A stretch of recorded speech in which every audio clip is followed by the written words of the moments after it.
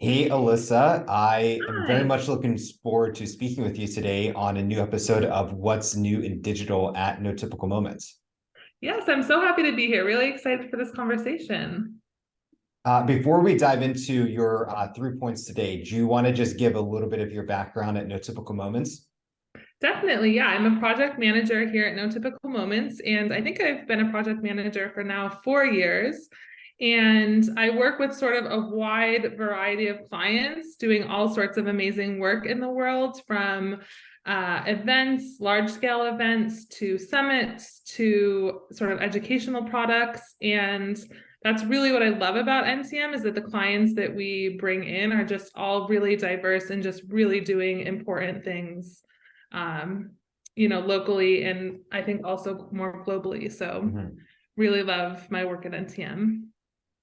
Perfect. Well, let's dive into your first topic. Yeah, so the first thing I thought we could talk about is the use of AI in improving business efficiency. I definitely think that that's obviously a top trend globally right now. And I really think that AI can be used in some really interesting ways to streamline a marketing agency's operations.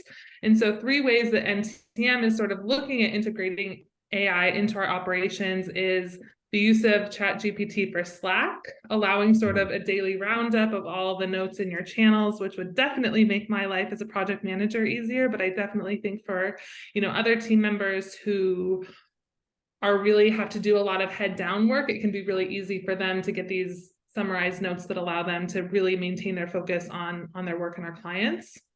Um, Another thing, a use of ChatGPT that I think is really interesting is that some of our team members have been using ChatGPT to write emails in a particular tone. So if we're trying to get across a certain message to a client, but it would be very time consuming to sit through and make every line of the email make sure is representing that tone. You can just pop it into ChatGPT and it will give you a calm but professional toned email or whatever it is that you're looking for. So I think that's a really interesting use. To jump in And real then, quick, oh yeah. Alyssa, Lindsay and I actually used it in a negotiation email.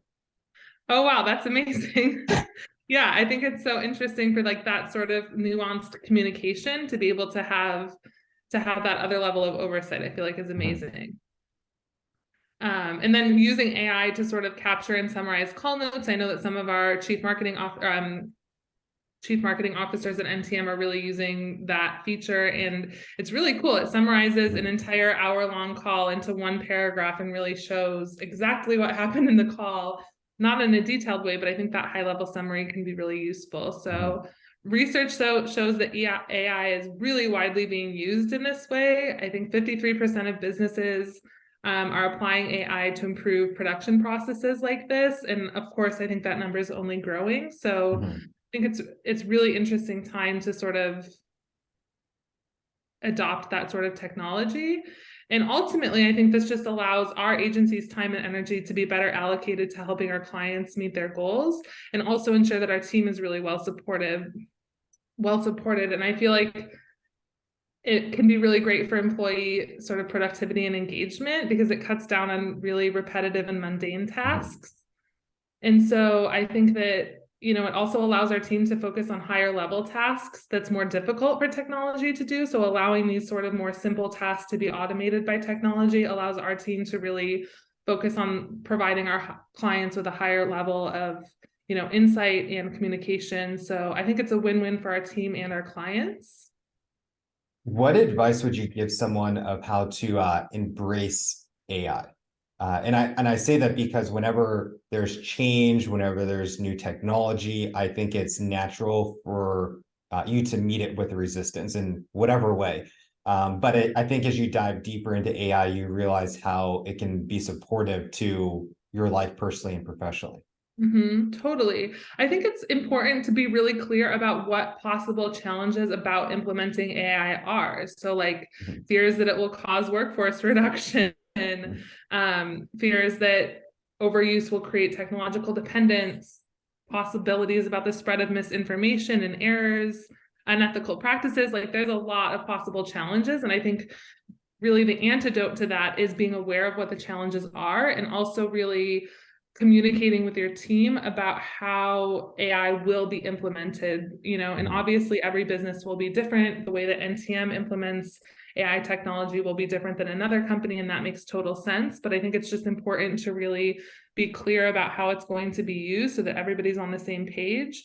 And also, in my opinion, AI should always be adopted with a human at the helm, because I think some of those critiques are very valid. Like it was interesting. We recently, in a Slack channel for NTM, we had an AI mock-up of an ad for a client, and it was a horseback riding campaign. And one of the images of the horseback riders, the rider was backwards. So it was just, we had AI produce some horseback riding images, and one of the horseback riders was backwards. So obviously there's going to be errors.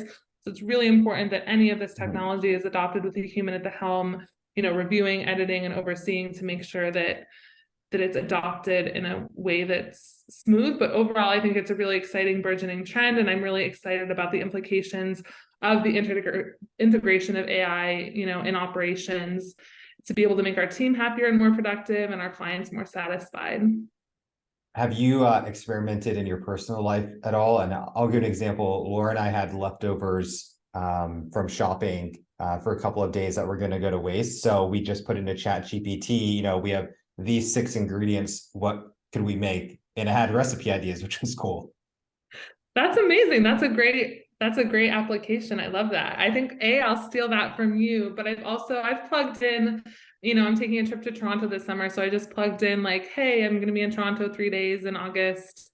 What are fun things to do and what are good vegan restaurants? And of course, because I am the way that I am, I had already done, 10 pages worth of research. And I think maybe about 70% of the ideas, and I gave it specific things that we like to do and things like that. So I would say 70% was stuff that I had already come up with, but there was definitely some things I had done in my research that didn't come up. So I think that perfectly kind of sums up the use of AI. Like it could have saved me 70% of my work, but also, that 30% was missing. And I'm sure you could even create a budget attached to it, and you'd say, I want a fun itinerary to do in Toronto. I have a budget of $100. I like eating, exercising. Totally. I don't even know, sightseeing. What would you recommend?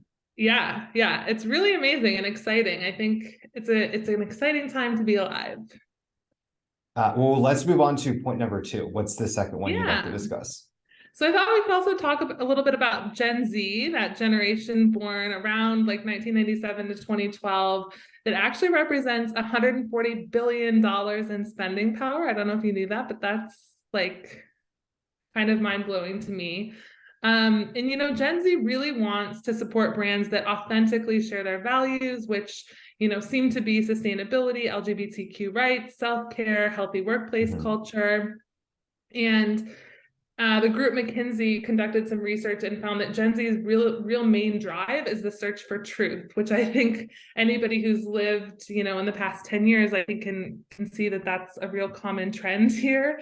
And so marketing for this generation really needs to be hyper authentic, relatable, and transparent, not super polished or professional. It's important to be real. I think there's no coincidence that that's Gen Z's favorite social media platform. And Gen Z also has no problem canceling brands that they feel like are inauthentic. And so it's really important for Gen Z to speak to Gen Z. They'll know if somebody is trying to mimic their generation. As with any generation, there's so much generation specific slang with Gen Z that they know right away if somebody's trying to, mimic that language. And there's things that are more basic, like, of course, all content geared towards Gen Z needs to be mobile optimized and, short, easy to digest videos. But also, I think collaborating with influencers is a huge opportunity for marketing to Gen Z. I read something that 1 in 4 Gen Z women say that influencers are where they most learn about new products to buy. And Gen Z is twice as likely than millennials to make a purchase based on an influencer. So that's just a real clear connection there, really, pulling in influencers. And obviously with Gen Z, it's essential to market on the right channels. So if you want to appeal to Gen Z, you've got to look to Instagram, YouTube, TikTok.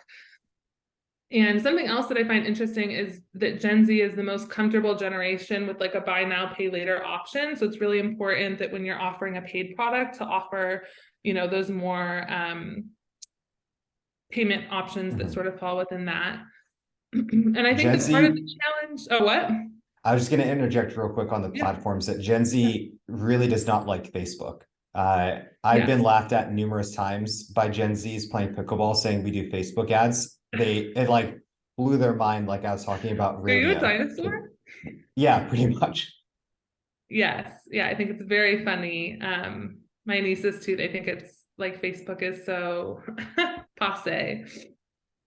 And I think that part of the challenge here, kind of piggybacking on that conversation, is that, we have clients who think that their target demographic is like an older generation just because it's who they've always attracted. But I feel like it's so essential to really think about, well, could we tweak certain parts of your messaging or your offering to really appeal to younger generations so that your product is viable for a longer period of time? We have one client right now that I feel like their offerings would really appeal to Gen Z on sort of self-care and healing and healing from trauma and things like that. And the client's a bit trepidatious about it. So we're just really starting to slowly integrate more of a Gen Z centered approach into their marketing. And I'm really excited to see if we can kind of accomplish that. But I feel like there have been a few Gen Z marketing campaigns that have just like totally nailed it that I thought I could reference, one of which is Adidas. In 2017, Adidas actually abandoned TV advertising and shifted its efforts toward digital marketing and mobile basically entirely. And it really, at that point, it really adapted its messaging to Gen Z. So it's more progressive, it's conscious of environmental and social issues. And they're really fighting to be like the sportswear brand of choice for Gen Z. And if you pay attention in the world, like I think you'll see that they're succeeding. I'm And sure they it went really over has not. Oh, what points were you with gonna say? I'm sure they went over some points with ditching Kanye with Gen Z and a brand who, I mean, they literally lost hundreds of millions of dollars in that Oh debacle. yeah. They have no, and I think that's a part of that authenticity, right? Like, so they're not just doing this as a one-time push and then backing off. Like every single time you're confronted with something in Adidas in the media, they are 100% standing behind their values. So there was actually a few weeks ago, there was a male presenting model sporting their new Pride swimsuit, which is like a one-piece bathing suit in support of Pride Month. And it received a lot of backlash. But again, their messaging is consistently in defense of the LGBTQ community. And it's really important for Gen Z that they see that consistent messaging and that it's not wavering. I also think it was interesting. They launched their first new label in 50 years. I think it was in February. And they made Gen Z it girl Jenna Ortega of Wednesday fame its brand ambassador. So again, Oh, pulling she's in great. influencers. Yeah, love her. But something interesting about that launch is that they said that they wanted to offer a wide range of pieces that could be used as a blank canvas for each wearer to pair and style as they see fit. They paid close attention to incorporating specific cut lines, colorways, and striped black design details so that the collection works no matter what the wearer's day looks like. And that brings me to my third point, but I don't know if you have any questions or comments Let's about the Gen Z topic. let's dive into the third point. All right, love it. So topic 3 is highly customizable bespoke marketing offerings. So as you can see in that marketing campaign, that's exactly what Adidas was doing. They were trying to create this product line that allowed people, no matter what their day-to-day looked like, they could see themselves in this line. And I think at this point, people are really coming to expect tailored, customized products and experiences. So some recent examples, in 2021, Samsung launched bespoke appliances. So it allows you to customize virtually every element of the color, features, and design of a home appliance. So if you want like a pink TV, Samsung will get you a pink TV. Customized clothing. There's this company, Unspun Denim, that I'm a customer of. I'm 6'2". I don't know if you know that, Andrew, but I'm 6'2". We've been virtual, but remember we had Oh that one yes, we met Christmas once, party? right? Good point. So I'm 6'2", and I actually have this company that uses a robot to make me customize jeans so that they're exactly long enough. Spotify's Wrapped. I don't know if you're a Spotify user and have ever received your Wrapped, but that's like, a customized playlist of users' most played songs. And a nod to Gen Z is that the most recent version of Wrap Wrapped even included a metric where it would tell you if you fall within the top 1%, 0.5%, and even 0.05% of an artist's listeners. So that's like sort of a nod to the Gen Z stan culture where people are like, you know, hyper obsessed fans. So I think all of these trends point to the fact that just customized is it. Like we need customized experiences. And I think this has obvious implications for e-commerce, but also things like online courses and events. People really want experiences that are exactly suited to what they want and need.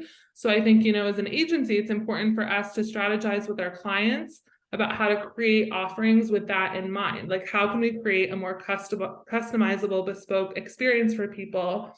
And also for us as an agency, how do we then offer hyper-targeted messaging to promote these offerings to people? So we recently had a really amazing summit that we were running ads for dealing with gender identity. And so we created really specific ads to specific gender identity groups to really hone in on that specific target audience. And I think that approach works really well. And I just think that this also ties into the Gen Z convo because Gen Z is the most diverse generation in US history. And messaging for this group absolutely cannot be a one-size-fits-all approach. Like it's really important to use the data wisely to determine how to segment and target the groups and write copy in a way that pulls in this diverse range of people. So I think it's all really interesting. And I'm curious to know if you have any thoughts about sort of the Gen Z bespoke marketing stuff.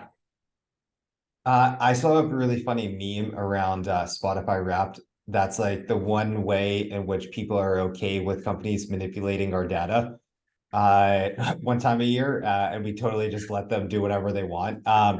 Yeah, it's always been my counter to people who don't like retargeting ads or the pixels that I enjoy as an individual when I log on to Facebook, Instagram, whatever it is, and I see stuff related to my actual interests. And even sometimes I will view websites hoping they retarget me, or sometimes I don't complete orders, just hoping like they'll get me a few times down the line. Versus I'm always annoyed when I'm watching the Steelers play and there's ads for like cars and beer and stuff that I'm not actually interested in. So that's how I view the world of targeted advertising and how I actually enjoy it as an individual. Totally, yeah. I'm watching a Bills game and there's Patrick Mahomes in the commercial. I'm like, get him out of here. Right. Read You the need Josh room. Allen. Yeah, I think it's really interesting and you know presents a lot of interesting ways that we can work with our clients and our teams to really deliver both marketing that appeals to Gen Z, but also that you know is really customized because I just think that's where society's headed. And I think it's you know our wardrobes, our homes, and our marketing, I think it's going to be all the better for it. Yeah, and if you can really speak specifically to an individual and their pain points, their hopes, their dreams, and it doesn't come across as general, that's going to be really great marketing for any brands who can capture people's imagination like that. Totally. Yeah. Well, Alyssa, thank you so much for your time today and all of your insights. Thank you.